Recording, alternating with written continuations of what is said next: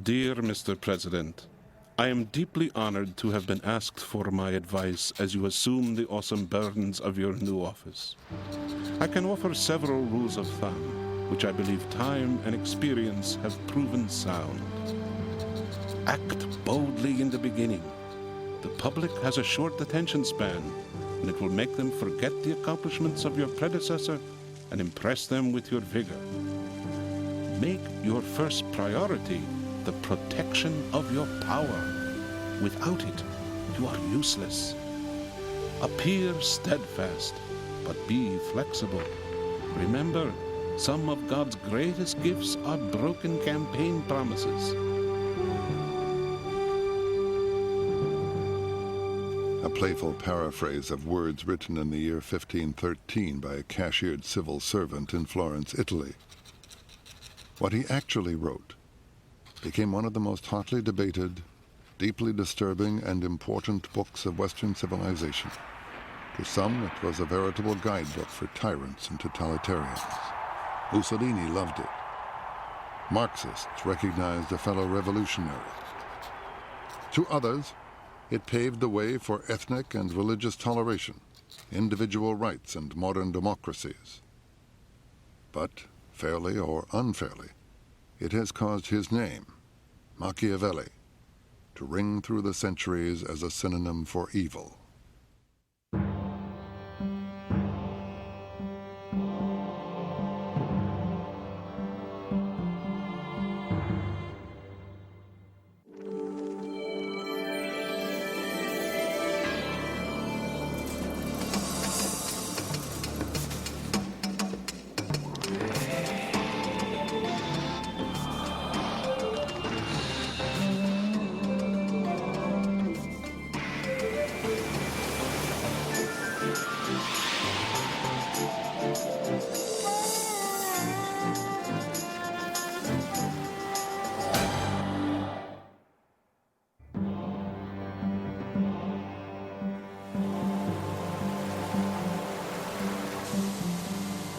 I compare fortune to one of those violent rivers which, when they are enraged, flood the plains, tear down trees and buildings. Everyone flees before them. Everybody yields to their impetus. There is no possibility of resistance.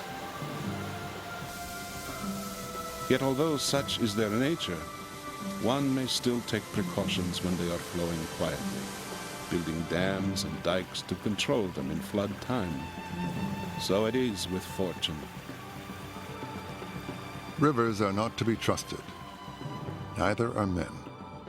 But both can often be controlled, given intelligence and power, and the willingness to get your hands dirty. Machiavelli is the first political thinker of the Christian era who systematically analyzed the requirements of power and survival. The Prince is a book about power. Political power at a time of city-states or principalities, ruled by men called princes. It amounts to 26 short chapters of analysis and opinion that range from the classification of government to advice on selecting staff. It was written to shock and re-educate its reader, and it still manages to do so, to challenge the political pieties of its day and explain to princes and prince wannabes how the game is really played. It tells the prince that before anything else, he must know how to fight. He must learn to be ruthless and cruel, to lie, break his word, and be ready to violate both morals and religious principles when needed. Though it also stresses the need to appear compassionate, moral, and devout. Some say Machiavelli invented modern politics. And when we read The Prince, we can see today's headlines. I think in many ways that it's a great book because it is a mirror for Machiavelli's own time and because it does continue to disturb, provoke, and make us think anew and see in what way it does relate to our own time. And we keep asking questions of it. It was Machiavelli who said, "Get real," in Italian, of course. E molti si sono immaginati repubbliche e principati. Many have dreamed up republics and principalities which have never in truth existed. The gap between how one should live and how one does live is so wide that a man who neglects what is actually done for what should be done is on the way to self-destruction. Machiavelli's focus on what is actually done is in tune with his times. Copernicus is studying the heavens, and Leonardo is dissecting cadavers, both trying to learn how God actually did it, to learn not from theory, but direct observation. Just as Leonardo was interested in anatomizing the world of nature, so Machiavelli, in a sense, was interested in anatomizing the world of politics and the world of history. But dissections and autopsies are never pretty. One of the uglier discoveries attributed to Machiavelli is the idea that the end justifies the means. Now, he didn't put it quite that way. In the actions of all men, and especially of princes, where there is no court of appeal, one judges by the result. Machiavelli is very clear that the end is what counts. He says this in a number of places, and it seems to us a very tough argument. There are some situations in which the more the survival is threatened, the narrower the margin of choice becomes, unless you say you would rather have your society destroyed than to pursue marginal means.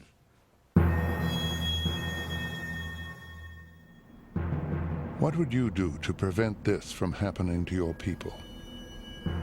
What would you not do? Would you lie? Violate treaties? Assassinate people? Just where would you draw the line? Anywhere? On the other hand, if you are winning a war and your enemy is all but finished, how far would you go to minimize your own casualties? Machiavelli was acquainted with the moral ambiguities of power. The size of Atlanta, Georgia. He was a realist. Machiavelli pursued what some scholars have called amoral realism. First of all, what he was trying to do was create something that didn't exist up to that point, the nation state, in this case, Italy. But what we need to ask ourselves is whether we really are in desperate straits, whether we really are up against the hard laws of necessity that Machiavelli is describing. I think much of the time we assume we are and are not.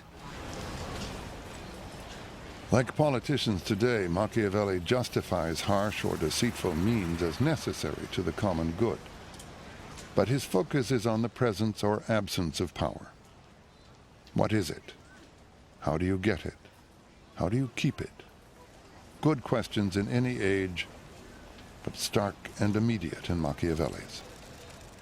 When I came to this interview, I left my home in Vermont as an isolated individual, drove a car to Boston, took an airplane to New York, came to this interview without people around me. I was safe. In the Middle Ages, human beings were not able to move from one place to another without having other people around them who could protect them.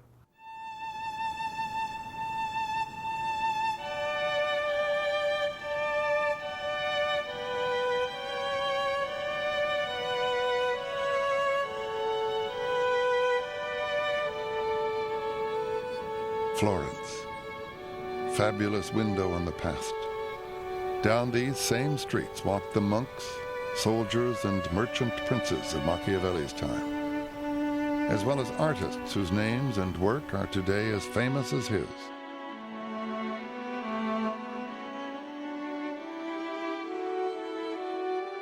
We are now in the age of Michelangelo, Leonardo, Columbus and Copernicus, of England's Henry VIII, and of Germany's Martin Luther and the Protestant Reformation.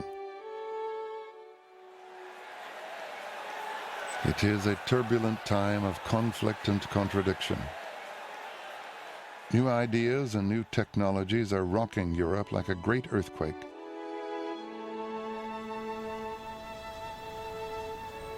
The medieval system is collapsing, and the idea that man is master of his fate is just beginning to take root.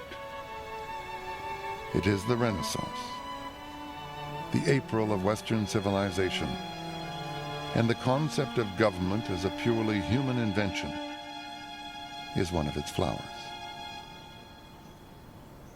But April is a cruel month. Giuliano de' Medici, murdered in the great cathedral by a rival family, the Pazzi. It was a plot blessed by the sitting Pope to overthrow the de facto rule of the Medici in Florence. Such were the times. Politics was a family matter.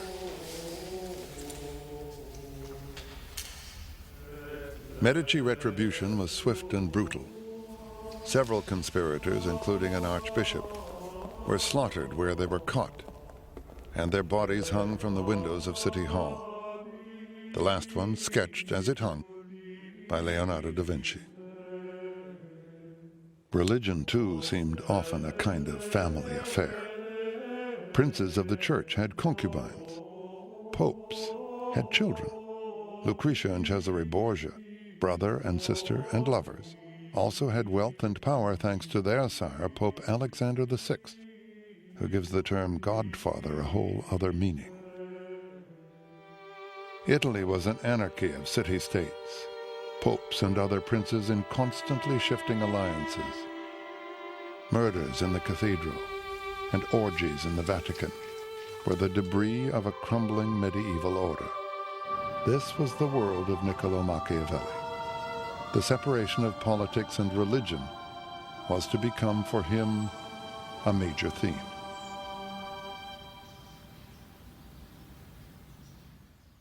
Getting religion out of politics was an idea with legs. Its mirror image would appear in America, whose founding fathers were trying to get politics out of religion. They would write it into their Constitution as the separation of church and state. We have not seen the end of controversies ignited by that idea, and it does have a dark side. That separation between ethics and politics, the belief that the good prince is not necessarily the good man, that appearance matters more than reality, that deception can be practiced, that it is better to be feared than loved, all those famous conclusions of the prince are ones that have eternally struck people as the most difficult and indeed painful question about politics, and they don't want to confront it. They don't want to believe that someone thought those things. Was the man who did think those things a Christian, a pagan, an atheist? Machiavelli was a Sunday Christian. He did not dispute the essential dogmas of the Catholic faith. He simply put them to one side when he came to think and talk about politics at all. If Machiavelli's print seems to have a lot of moral leeway, the price for that is fairly steep. He must love his country more than his soul. He must be prepared to go to hell for it. To kill a man is still to kill a man, and a prince has to be ready to do it. He has to be ready to go to hell. Being in charge, being a ruler, being a prince is intrinsically a tragic job, and without redemption and without justification. Machiavelli found it possible to live with contradictory views, and therefore not to see himself, as he came very quickly to be seen, as anti-Christian or anything of the kind. Some think I should teach men the way to heaven, but I would rather teach them the way to hell, so they'll know how to go around it.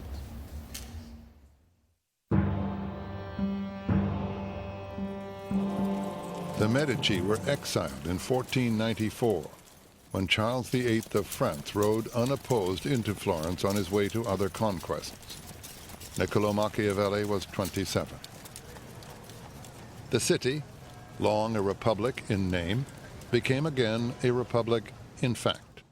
Its first leader was a fiery, puritanical, but very popular monk named Savonarola, who denounced the corruption of the church and was responsible for two of history's more notable bonfires. On one, Savonarola burned books and artworks.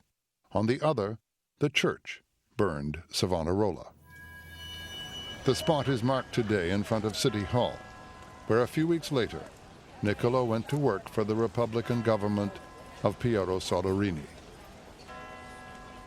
Machiavelli worked for the committee that was in charge of defense and foreign affairs. He took care of the needs of the military, and he went on special missions to foreign courts. And then he was all throughout Italy. He met many lords and rulers, and naturally among them is Cesare Borgia. Borgia is a legend in his own time of ruthlessness and depravity. In one instance, Borgia invites his enemies to peace talks and has them all killed. That was the main impression that he got from Borgia, this cold blood and this capacity of using violence, let's say, well, crudeltà bene usata, that is for a very lucid political goal. Not just a display of power, but in a very functional way. Signori, felice di vedervi. Finalmente sono tornato a Firenze. Bentornato. When he returns from these missions, a doting but impatient staff confronts him with a mountain of domestic details and problems. Le francesi sono bellissime. Ci sono dei problemi? È successo qualcosa? Tu sei stato bene, ma loro vogliono usufruire del potere. Ora devono pagare. But Nicolau has weightier things on his mind. He is a visionary, an Italian patriot convinced that only a single forceful leader can unify Italy, and he knows that independence will require a citizen army.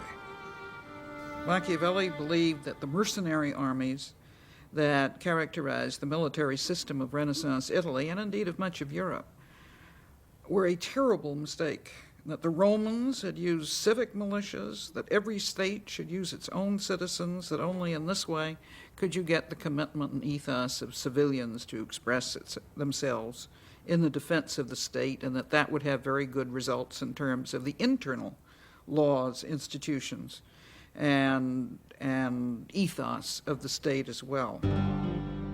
Machiavelli sells the idea, and in a war with neighboring Pisa, his citizen soldiers perform moderately well.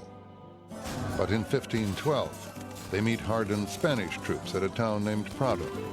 The Spanish mercenaries panic Machiavelli's militia, and a ghastly slaughter follows.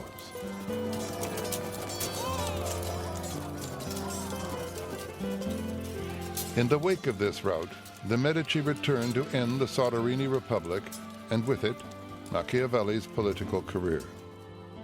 In Nicolau's view, the feckless Soderini could have squashed the Medici return had he been sufficiently ruthless. Leadership requires more than plans and policies. In order to maintain his state, a prince is often forced to act in defiance of good faith, of charity, of kindness, of religion. He should not deviate from what is good if that is possible, but he should know how to do evil if that is necessary. The notion that necessity could justify behavior which was not otherwise virtuous or moral was actually accepted by almost all of the ancient thinkers.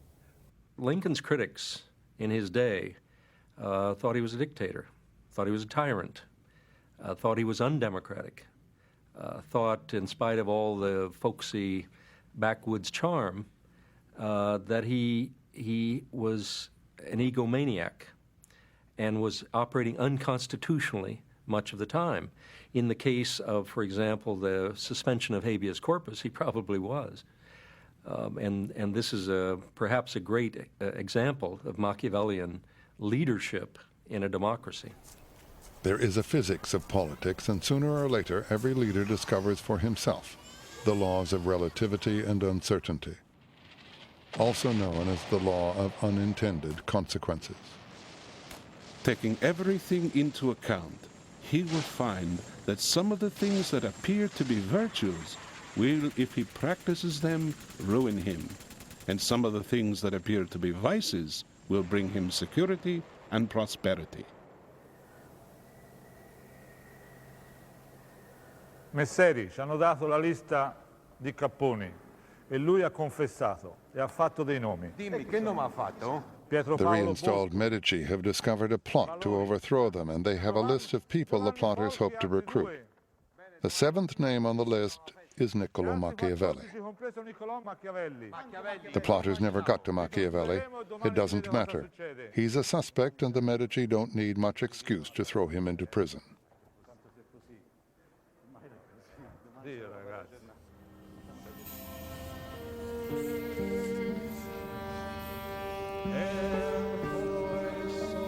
It is a prayer chanted by priests for those about to die. This chanting is for the list makers.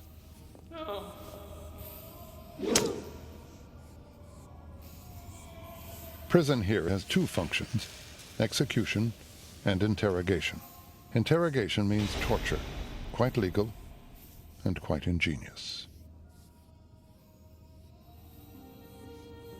What awaits Nicolau is the strappado, hands tied behind the back, hoisted by the wrists, and dropped, part way. If the drop is far enough, it will tear the shoulders out of their sockets. Nicolau's drop is obviously less severe, but it is torture, and he learns well the uses of pain. The bond of love is one that men break when it is to their advantage to do so. But fear is strengthened by a dread of punishment which never abandons you. For Nicolau, the experience of the past few months has not been conducive to a romantic view of life, but it has been instructive.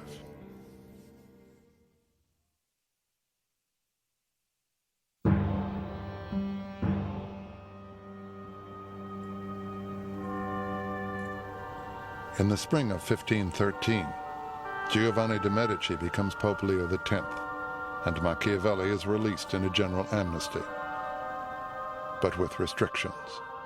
He is restricted to the region around Florence, barred from the city hall, banned from politics. He moves to the family's property a few miles out of the city. There he is free, in his own kind of hell, an addict cut off from his source. Only someone who's been there can know the pain. Gary Hart was the prince presumptive of the Democratic Party, before fortune and his own indiscretion cut him off. In many ways, hell is possessing a talent which one cannot use. And this was Machiavelli's hell. And a profound one for him, because he understood how talented he was and how visionary he was. And I think it must have been desperately hard for him, as it would be, for example, for a politician today who had both the talent and, here's the crucial element, a monolithic dependence on the addiction of participation. Speaking only for myself, I tried desperately, and with some success, not to become so dependent on politics or on the adrenaline of participation that I couldn't do without it.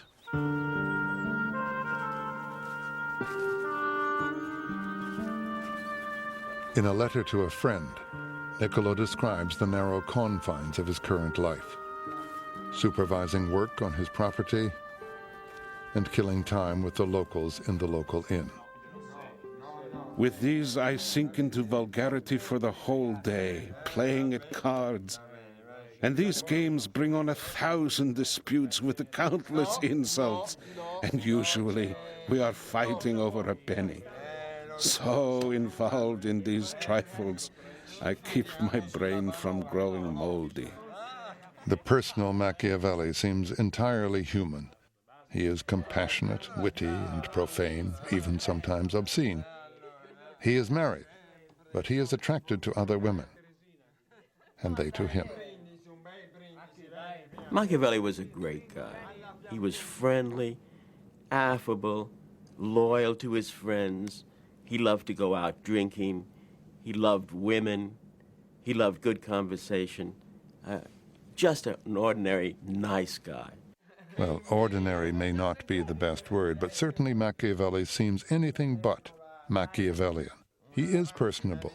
He is also a very talented guy. He wrote the best comedy of our literature, La Mandragola, in 1518.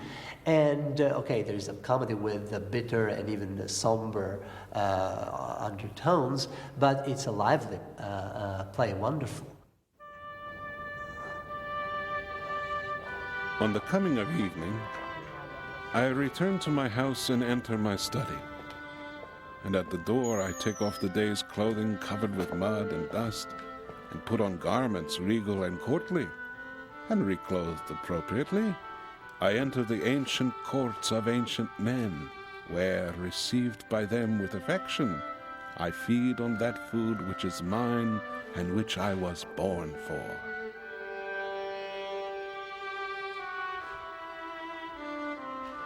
Nicolau begins to work on what he calls the Discourses on the First 10 Books of Titus Livy. It is a book of commentaries on the work of that Roman historian, and makes a strong case for a republican form of government. Then all of a sudden, he decides to try to get back into the government himself and writes in furious time, in 3 months' time, The Prince. He interrupts the writing of the Discourses to take off this time to write The Prince, because he's anxious to get back into politics, into government life.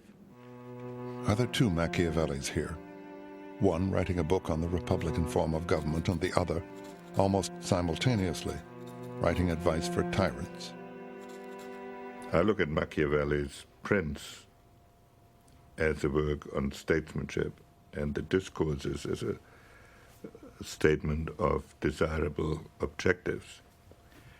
And so I don't find the two incompatible with each other.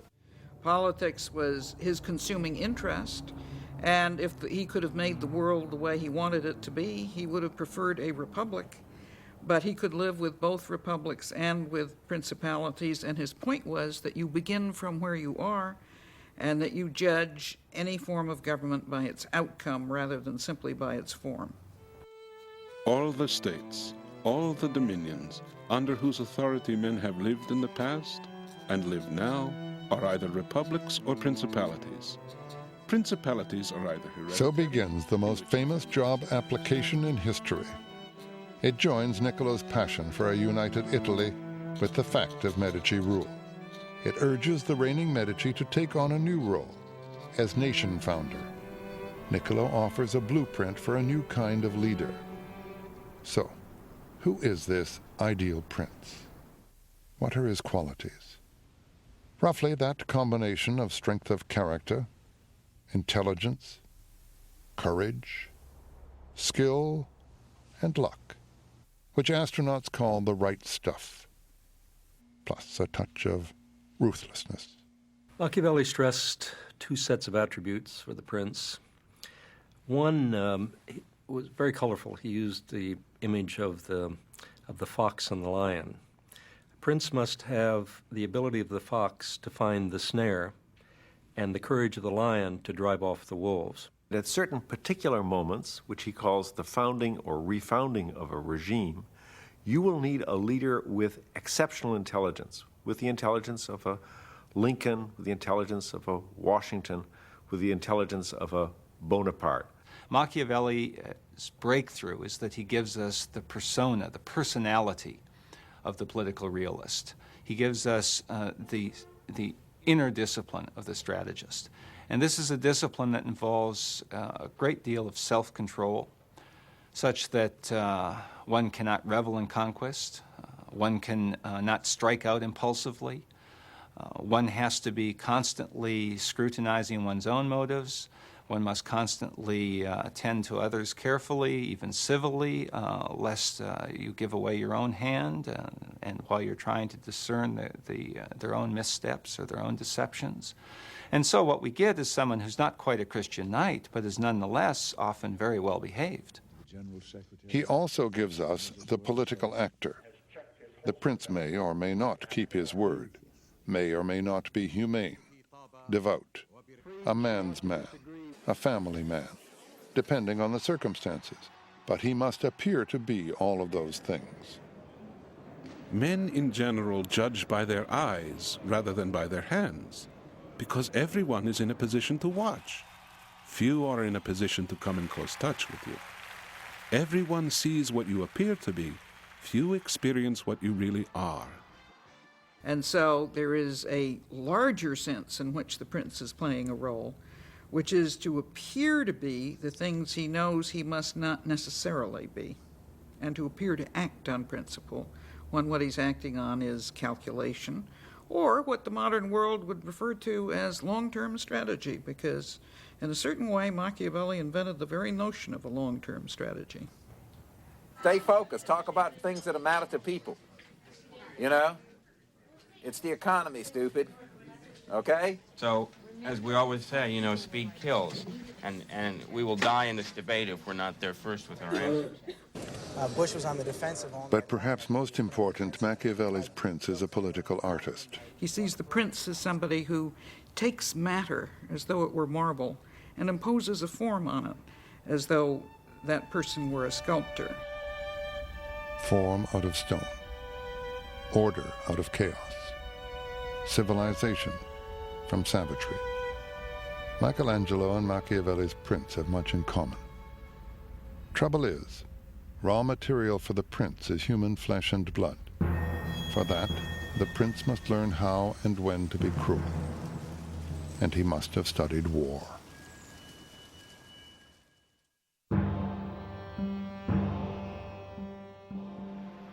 The main foundations of every state are good laws and good arms.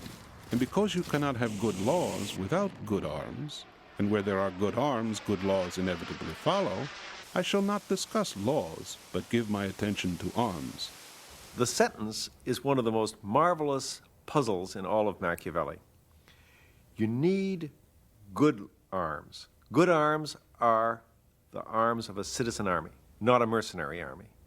How do you get the citizens to serve in the army? They have to think that the society meets their own private self-interest. So you need to have a republic in order to have a citizen army. You need to have good laws to have a republic. You are bound to meet misfortune if you are unarmed, because, among other reasons, people despise you, and this is one of the infamies a prince should be on his guard against. There is simply no comparison between a man who is armed and one who is not. Well, he's right on the money there. Machiavelli, I think, is most useful, in my judgment, when you're thinking about international relations rather than the government within a state or a city. International relations are different from internal matters, for one reason, because there is no law between nations. In reality, you really do have a jungle out there. And that's different from states, where you do have a law which has legitimacy and which monopolizes force in the hands of the government. Well, the world out there isn't like that. And we in the world today, in the West, in the United States, we hate that idea. It makes us very unhappy and very uncomfortable, and we refuse to believe it much of the time. And so this is where Machiavelli is most valuable, in reminding us of those gross realities which haven't changed. You've got to have that power. No government should ever imagine that it can always adopt a safe course. This is the way things are. Whenever one tries to escape one danger, one runs into another. Prudence consists in being able to assess the nature of a particular threat and in accepting the lesser evil. Making careful judgments, that's prudence, as Machiavelli says, and that's what we hire our government for. So in the end, Machiavelli also says that you shouldn't be over-cautious. You shouldn't be too prudent in that sense. You're going to have to take action. It's easy to think of a very immediate example of that in the case of Bosnia, where Bush, whom I think had the best chance of dealing with the problem and settling it, had from the beginning been willing to look at the reality, which is that we are not free to allow that sort of violence, that sort of, what's the word I want to, the breaking of international order to happen in the middle of Europe. And I think we had a lot more leverage on our NATO allies in Europe than we were, for whatever reason, we were willing to exercise. And there was probably a failure of leadership on our part. There's no law of nature that says the United States has to be involved in every crisis. At the time we made the final decision, we probably had no alternative. But on the road to the final decision, we certainly did not apply Machiavelli's maxims. We never asked ourselves, what is our objective here? What is our interest here? What are the means available? What is the best thing that can happen? What is the worst thing that can happen? Has an American president ever applied that kind of analysis before committing the nation to some foreign involvement? I think Roosevelt did it in his own mind before he went into World War II. Roosevelt had the capability of doing it. Nixon had a great capacity for that. Henry Kissinger has been called the American Machiavelli by admirers as well as critics. That would make Richard Nixon his prince, especially talented in foreign policy, often brilliant, incisive, but secretive and suspicious. Richard could have profited from Nicolau's advice on at least one score. A prince must watch that he does not become afraid of his own shadow. His behavior must be tempered by humanity and prudence, so that excessive distrust does not make him unbearable. For more than a century, Americans enjoyed the advantage of isolation amid rich natural resources. They were the exception among nations, immune from Europe's Machiavellian virus, the politics of survival. Is that immunity gone now? We cannot afford the pure American exceptional approach indefinitely. Doesn't mean that every end justifies every means, but it means that the purity that we have tended to, with some of our academics and some of our leaders have insisted on, will be much more difficult. We destabilized governments. We tried to assassinate foreign leaders. We did some things, I think, again, particularly in singling out the Nixon administration, that were a violation of our principles, our ideals. I think we're suffering for that today. In the first 100 days, we will bring to the vote... While Machiavelli's real expertise seems to be foreign policy, some of his advice on domestic affairs also has resonance, at least for modern-day conservatives. A man should not be afraid of improving his possessions lest they be taken away from him, or another deterred by high taxes from starting a new business. But above all, a prince must avoid taking the property of others, because men sooner forget the death of their father than the loss of their inheritance. Seventh, require a 3/5 majority vote to pass a tax increase. On the other hand, his ideal prince does bear a resemblance to Lenin. Kill the old prince and his family, create new titles and powers, and give them to new men. He should make the poor rich and the rich poor, as David did when he became king. Machiavelli's advice seems so often to cut two or more ways. It is little wonder there is a score of differing interpretations of the prince. Take, for instance, the bit about fear and love. It is far better to be feared than loved if you cannot be both, but you must avoid being hated. Fear is useful. Hatred is counterproductive. Most corporate executives would agree with that. Strict adherence to Christian virtue is just out of place.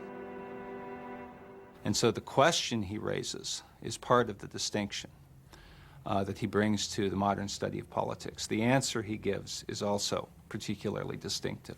It's an answer that ruthlessly discriminates between politics and everything else, that asserts the autonomy of the political and the manner in which all other human values can be reduced to the struggle for power and the provision or maintenance of order.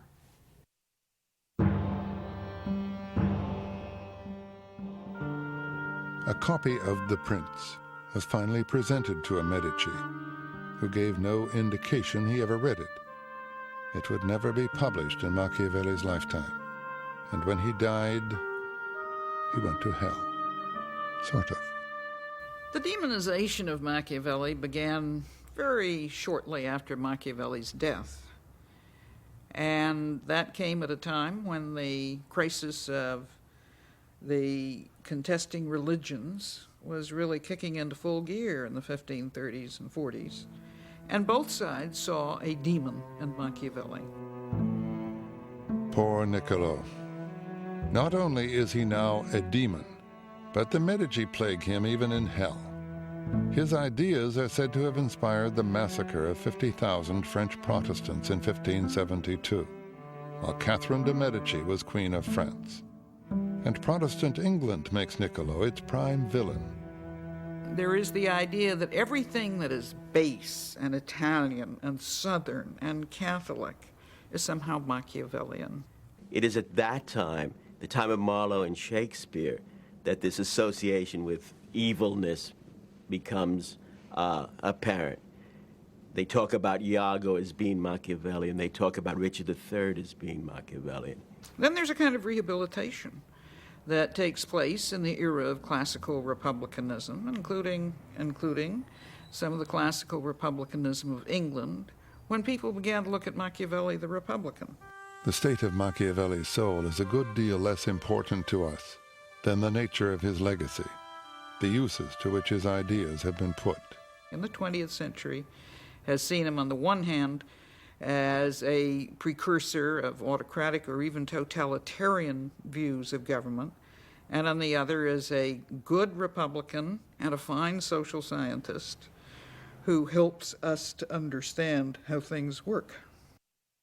Washington, Napoleon, Churchill, Lenin, intellectual children of the same father.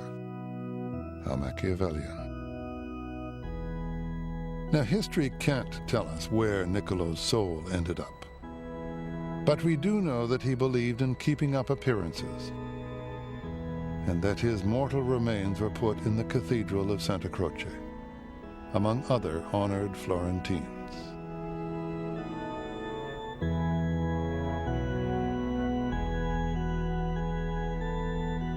We also know that his influence is far from dead.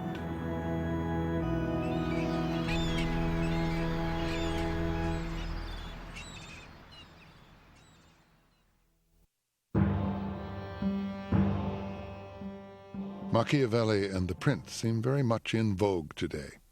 For instance, a columnist for U.S. News and World Report used them to critique a president. And that same president quoted them to the Washington Post to support his policies. It must be considered that there is nothing more difficult to carry out, nor more doubtful of success, nor dangerous to handle, than to initiate a new order of things. For the reformer has enemies in all those who profit from the old order, and only lukewarm defenders in those who... So Machiavelli freelances now as a White House advisor. There's more than metaphor here. If Machiavelli invented politics as we know them, politics as we know them have given us back some latter-day Machiavellis. Advisors, strategists, political realists, maybe not above a dirty trick or two, but only in the name of good, clean winning. And if Machiavelli seems to work for two very different systems, so can these guys. Nicolau is doing well today. While his former estate turns out a fine Chianti wine in his name, he has joined Attila the Hun in the ranks of big-name corporate advisors, and he has interests in a couple of games on the market, which more or less use his precepts. One of them gets the history a bit wrong, and it has a golden rule that might have come from the prince if Machiavelli had thought of it. Maybe all this is Nicolau's purgatory. Judgment of his legacy is still in dispute, and even his staunchest defenders will admit he had some, well, flaws. He sometimes got the history wrong, too. He raided history, I think, to produce the examples as he understood them, to make the points that he wanted, rather than seeking to first discover what really happened. He was let's put it this way, he was not a producer of history, he was a consumer. I think that his assessment of human nature is one where anyone would agree that human nature is imperfect. But for Machiavelli, it's more than imperfect. It is never guided by a good motive. And that, I think, is, in fact, less realistic. Like many realists, he thought that reality was self-evident. And in fact, reality is the hardest thing to assess. Machiavelli lived when new ideas and technologies were changing forever the realities of power and the notions of government. So do we, and his advice to analyze carefully the requirements for success without losing the courage to act seems painfully relevant today. The other thing that is left is that he leaves us is to understand that once you have to put that analysis in the service of some idea, which he did in the discourses, where he described his idea of republican government. And I think the Prince must be read in conjunction with the discourses, because they are two sides, what was to him the same coin, and that was an important insight. There are certain books which are sufficiently complicated that they have a message for different people in different times, because somehow they've touched at an aspect of fundamental human experience. Plato's Republic is one example of that, Rousseau's Social Contract, or Locke. Machiavelli's Prince is a book like that. It deals with an aspect of human life in a very profound way. The central aspect being the role of leaders and why leaders are necessary in any complicated human community. Gary Hart has written the book which he says Machiavelli might have written had he been an idealist. Hart sees important similarities between Nicolau's time and ours. I believe that we are living on the hinge of history, on the cusp of history, and it happens no more frequently than every 100 years, sometimes every 500 years. And we are so in the middle of this, symbolically new century, new millennium, really new economic age, information versus industry or machines, and a new order in the world to replace the old Cold War order. And what is important is that this country find a new prince, find a patriot who can help us define what the next era is. Some readers of The Prince smell brimstone in its pages. Others find it more like ammonia, repugnant but profoundly clarifying. In truth, much of what Machiavelli wrote merely described how things actually were done in his time. The second sense in which I think Machiavelli is to be disagreed with is in the fundamental conclusion that he reached about the possibility of divorcing political matters from ethical considerations. I don't think it can be done, in fact. It's quite apart from whether it ought to be done. Yet few with any experience today would deny that much of what he wrote seems merely the common sense of politics. There's another sense in which we say Machiavelli is giving us the common sense of politics, and we ought to be more suspicious of this usage. There, all we're saying is that what he says is common sense because we're already imitating him. So, Mr. President, having described how things really work in this perilous world, let me close with a few additional words of caution. Choose the most brilliant advisors. Tell them to speak to you candidly, and then be wary of their advice. When decision time comes, keep your own counsel. And never ever forget that you are in show business, that leadership is 9/10 acting a role. Never step out of it in public. Don't, for God's sake, carry your own bags.